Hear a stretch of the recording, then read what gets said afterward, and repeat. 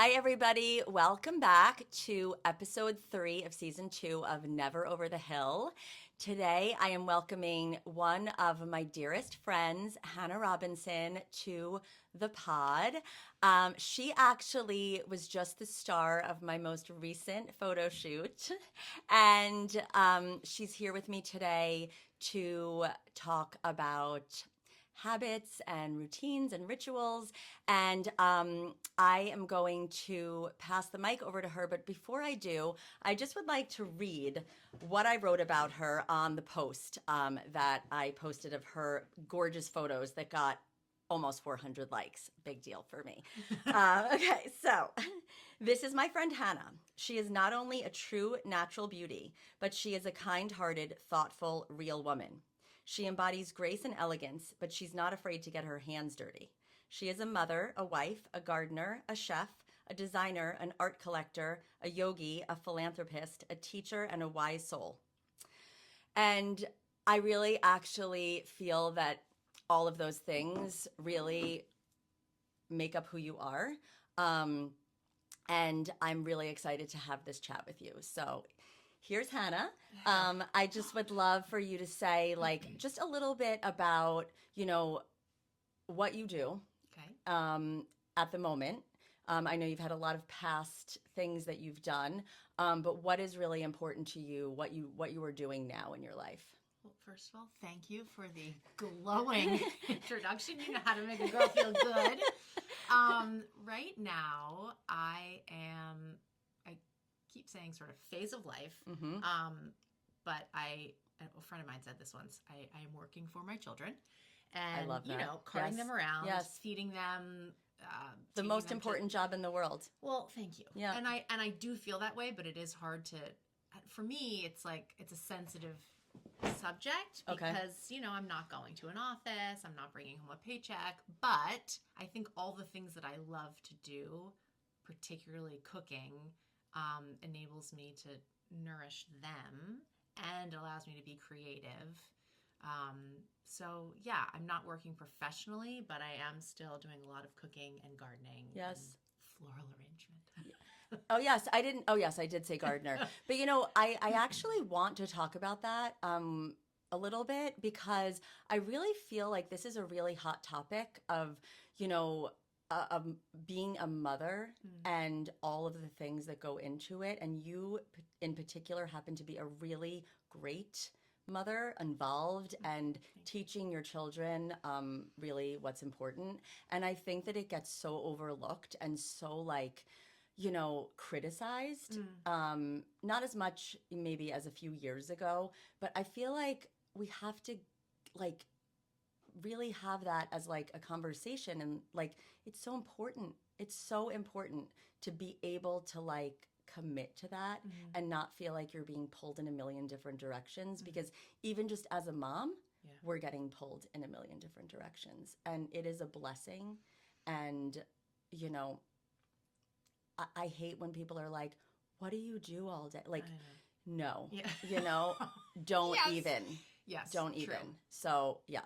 Anyway, I think it's wonderful. Well, and yeah. So anyway, I am going to ask the first question, and that is, what is one thing you do every day to support yourself and your wellness? Okay, and so there are 4 different categories in this question: physical, mental, emotional, spiritual, and I know that they're all woven together. Yes. But if you want to just start with physical, Okay. yeah. Now, because I love you and I listen to your podcast, there will be some similar answers That's to totally former guests. Yeah. But movement. Yes. Movement, and maybe this connects into the other categories, but movement outside is very important to me. So I also have dogs. I have to walk them daily. But I try to be outside. And I love music, and music is another thing because I love working out to music so much. I find it very motivating. I always want to move my body and dance, but I try to walk without my phone so that I can really tap into what's going on around me. So do you keep track of your steps when you walk? Yes. Okay. So you do. I because- do like to keep track of my steps Yeah. because I like to meet that sort of bare Yes. minimum. No, same. Yes. That's why I don't have like a thing to keep track of my steps. So Okay. I always walk with my phone, and it Got it. definitely distracts me. So Yeah. yeah.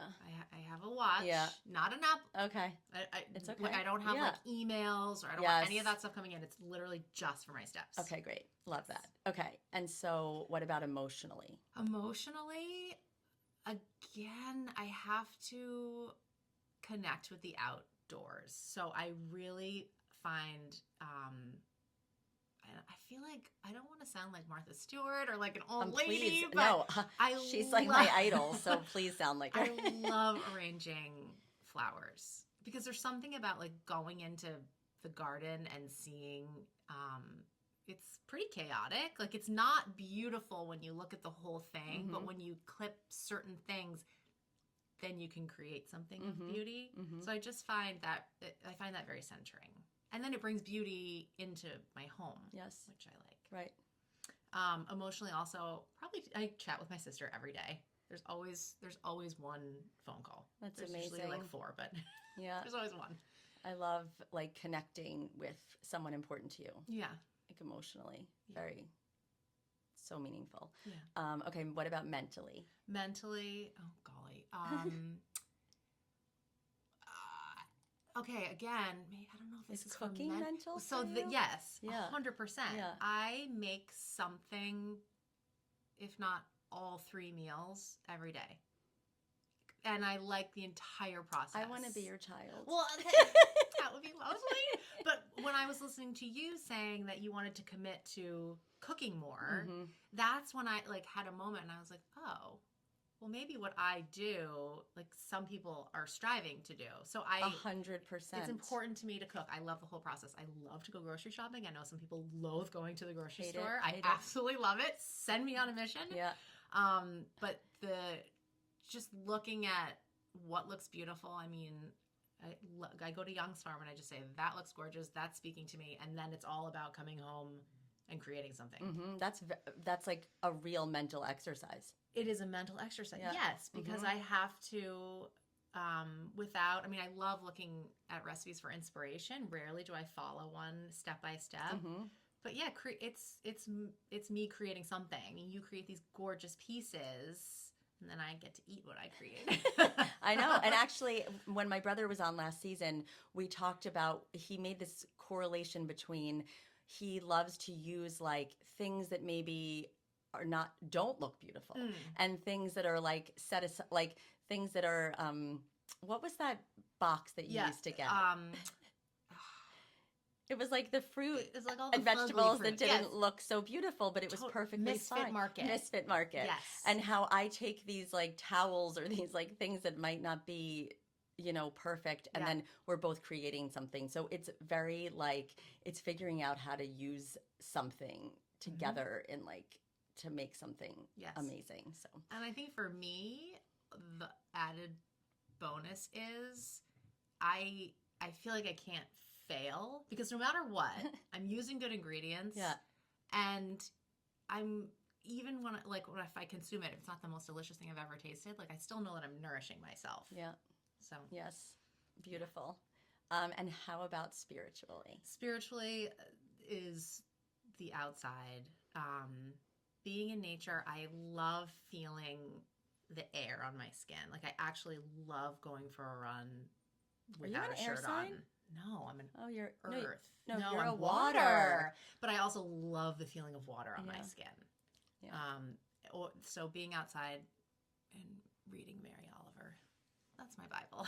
I love that. Oh my God, she's the best. Hannah gave me this book. I talked about this before, but she gave me this book almost 40 days ago called The Book of Alchemy. I highly recommend it. And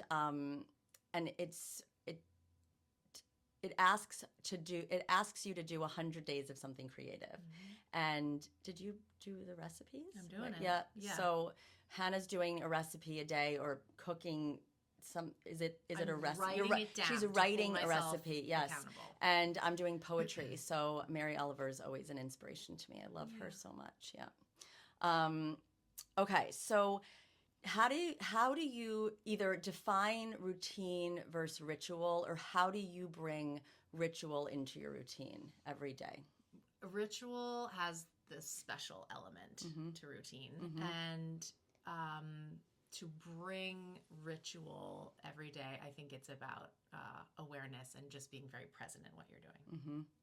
Yeah, like bringing intention into something that you Yeah. would normally do. Yes. Yeah. Yes. Do you find, are there any particular times in the day that you feel like you're doing that, like you're actually having a ritual in like something that you like, coffee or I mean, I drink coffee every morning, but the ritual to that is actually my lovely husband makes the coffee every morning because he wakes up beforehand. So when I open, and a lot of times he'll close off the doors to the kitchen to keep the dogs in there and keep everything quiet. So when I open those doors and I get that aroma, Yes, and knowing that it's there and made for me with love, that I love. that's my love language actually.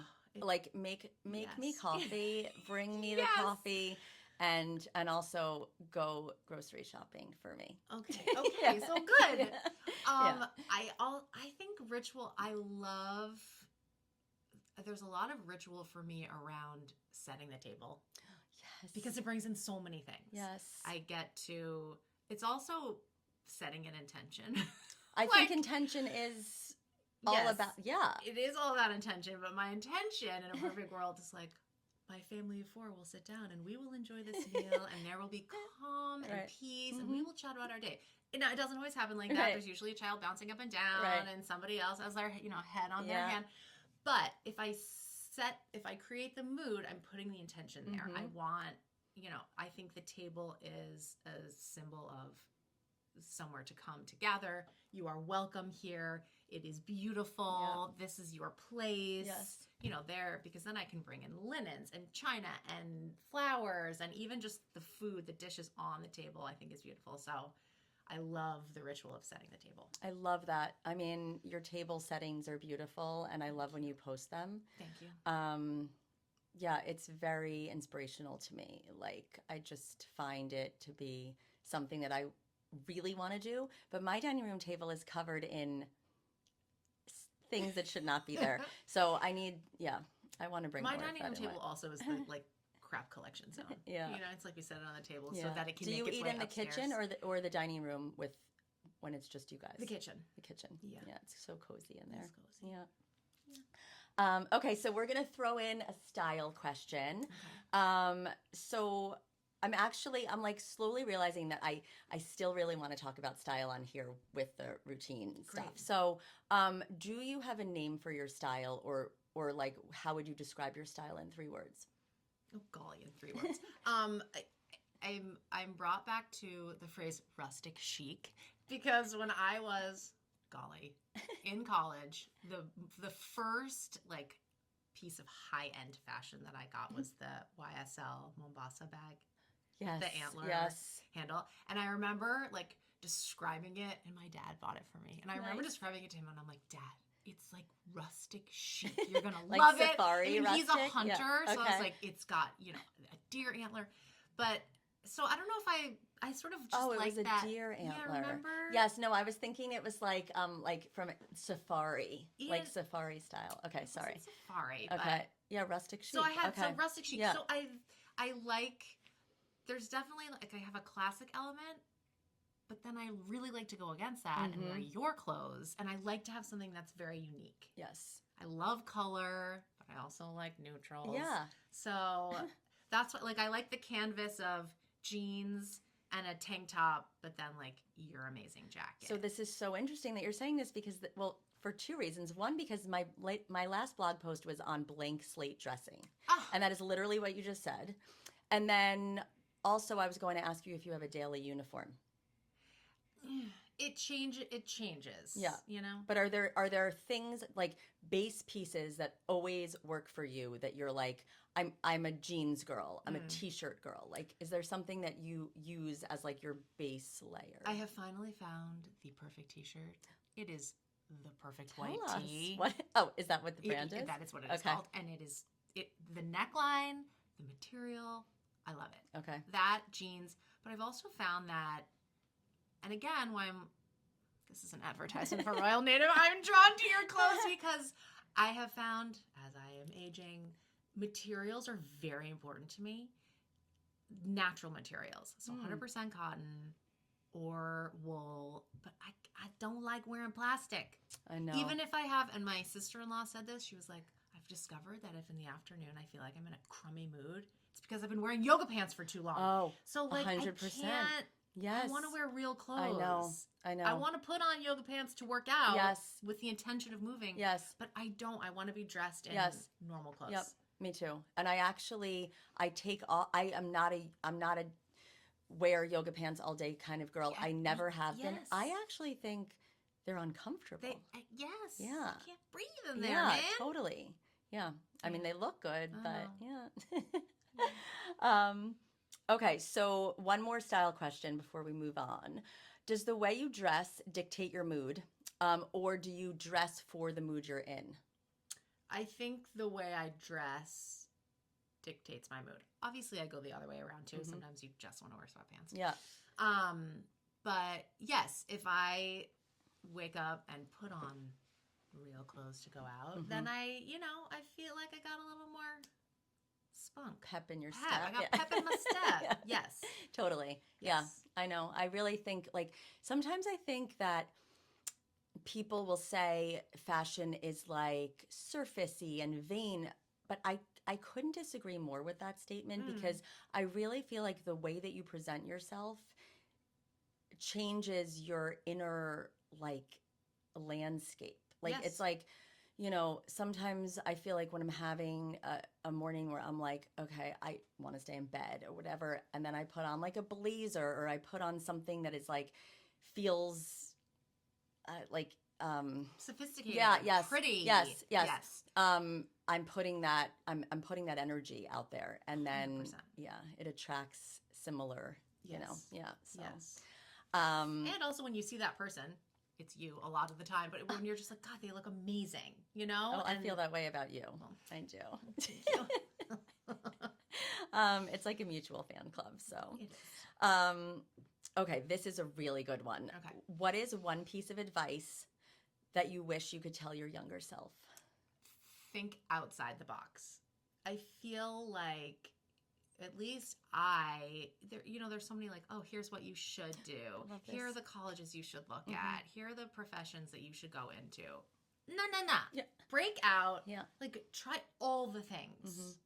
And there is no one particular way. I mean, you're like, basically, you're speaking my language right now. So against this. Yes. Yep. So do you tell your kids this? Yes, but I need to say it more. I really do. And that happens. Here's one of the challenges of being a parent. It's like, how you want to change. And then it's like, but wait, oh my God, that's what I'm supposed to be teaching my children. Yeah. Yeah. So I think they also see it. I hope so. They see it. Yeah. And that's one thing that I think is so cool about you have done all of these different things in your life. And now you're focused on raising children, and they're seeing all of these things that you've done professionally and not professionally. Like, you're still doing all of those things. And I think it's just so important. So, thank you. Okay. What is one habit you would like to add to your life? I would like to have a daily meditation practice. Okay. I mean, I go through phases, and sometimes I'll do for a little while was using a timer on my phone, but then I'm like, well, this feels weird. I'm meditating and my phone is next to me, and then an alarm goes off, and I don't like that, but I can sort of keep track of how many days in a row. Yeah. So definitely meditation. I don't think that having your phone next to you when you're meditating is a bad thing. And I'll tell you why. Because my meditation practice is all done on my phone through WhatsApp, because my meditation teacher sends me from Portugal a frequency and a mantra and all of these things. So cool. And I need my phone because I have to listen to things and I have to change things and I have to use my timer.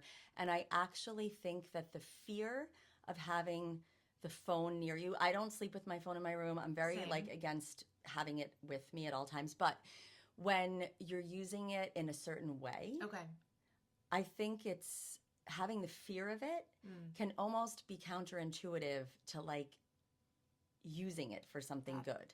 Happens to me a lot. Yeah. It's like, we can't be scared of like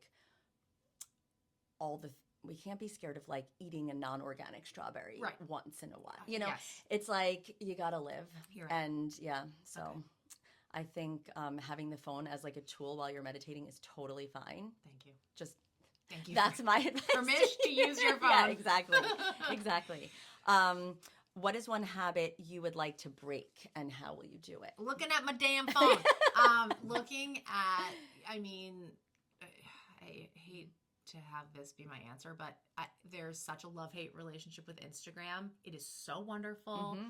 You see things that you're like, oh my, like that you would never be able to see. Right. But man, it is addictive. Mm-hmm. So even if I'm like upstairs waiting for a child to shower so that I can say goodnight to them, I'm like, I'll just go back downstairs and take one more little peek. Like I'm always just taking a peek, but add up all those peak moments and it's too much time. I know. So how do you break the habit? Is there like a way that is it keeping it away from you? Is it putting a limit? I've got the limit, but a lot of times I just Me say, too. skip the limit for today. I'm sure your limit's much less time than mine is too. What's your limit? 2 hours. Oh my God, mine's 20 minutes. Okay, good. Yeah. No, because, a lot of times when I'm posting stuff and I'm... Well, it takes time. Yes. And also, I do think that, like, when you're using it to connect with people and not just to scroll, it's a different energy. Agreed. So I try to be more mindful of the actual... Because I am usually on it for 2 hours a day, not all straight. No, I know. But, like, 20 minutes here, 10 minutes there, like, answering DMs, whatever. It's so addictive, and... I don't know. It's just, it depends on how you're using it, I think. Yeah. But I feel the same. I want to break that habit. I know. It's the one vice that I still have that it's like. It is a vice. Yeah. Okay. So please share a habit or something you used to do daily that you no longer do. And it can either be something, a bad habit that you broke, or something that you might want to bring back into your life. I would like to bring the physical practice of yoga back into my life. So I've even just started doing sun salutations, like just 5, because it engages every muscle in your body. It like gets your spine lengthened and folding. So As I sit up straighter. I know. But because as you know, we have found a new form of exercise that is super fun. So fun. Rebounding with Megan Elliott. But yes, there is something incredible about the physical practice of yoga. And I just have fallen out of that routine. Yeah. Oh my God, me too. I mean, I just say, let me just put a mat somewhere where I'll go to and just sit on it. I know. Even just to get but you're also, I mean, you're a trained certified yoga teacher. So I feel, yeah. And I feel like, I would love if you would teach one class a week. No, I mean, we used to go to Hanna's to do yoga a bunch of years ago, but you're one of my favorite teachers. Thank you. The music, the whole, the flow. But isn't it funny how like I'm so streaky. I was so into it, and now I've just But taken a step that's back. totally normal. I mean, I feel like that's how I am with so many things, and being able to step in and out of things is like really a skill. So yeah, I want to start up yoga again too so badly, like really. Yeah, even if it's just holding each other accountable for it. I know. Yeah. Yeah. All right, so that is really it for my questions about habits and routines. But we have the fun part where it's fill in the blank, finish this sentence. So we're going to start with that. Okay. Rapid fire, but if you want to expand on any of them, it's totally fine. Okay. So when I wake up in the morning, I open my eyes and... So I actually usually keep my eyes closed for a very long time, even though my mind is awake. Yes. But opening my eyes is the last thing I do. Okay. But I try to immediately pull pieces of my dream that I remember to figure out, all right, why are these, why did this happen? Yeah. Like what's going on Yes. in real life? Yeah. Do you write them down? I should. sometimes. Yeah. But because, especially if I don't write them down, that's why I try to just Yep. like analyze them right away. Yes. Me too. Me too. And I don't write them down, but I try to remember them. I know.